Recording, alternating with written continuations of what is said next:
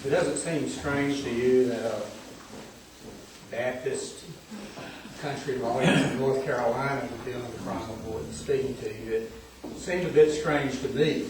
And so I reflected on just why and how that came to be. Dr. Higgins told you some of that. Certainly her personality and vision had a great deal to do with that. But I think the why probably relates to the importance of the rule of law and jurisprudence, ideas of and about law, and what law should be to our civilization.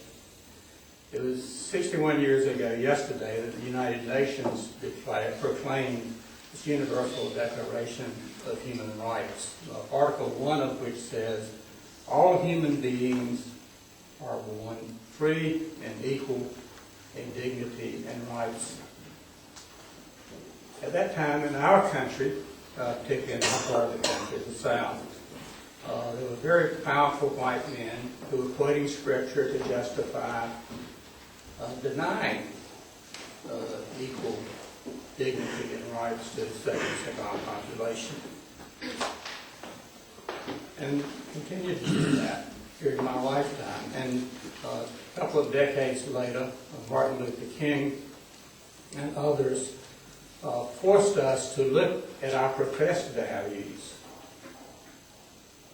the rule of law, and our religious values, and compare them, our professed values, with our values in action, our behavior. And our behavior did not match up very well.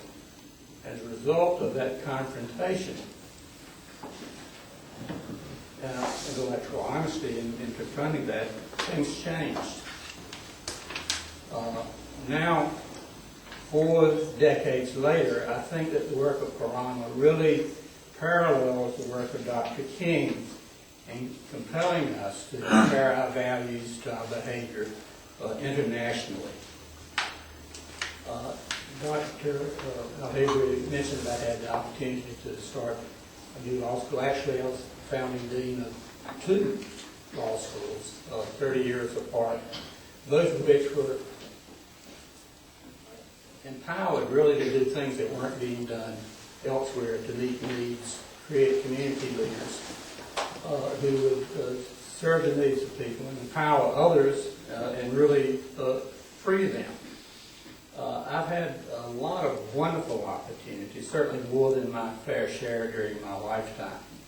And when Dr. Al-Hebri asked me if I would teach in the Law and Leadership Summer Program and think about being on the board, I thought then that perhaps that opportunity would certainly match those that I had elsewhere.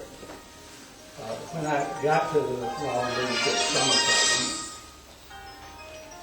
Program, that belief was certainly confirmed. I got there and I met 24 wonderful women, one of them is here tonight, from 8 different countries.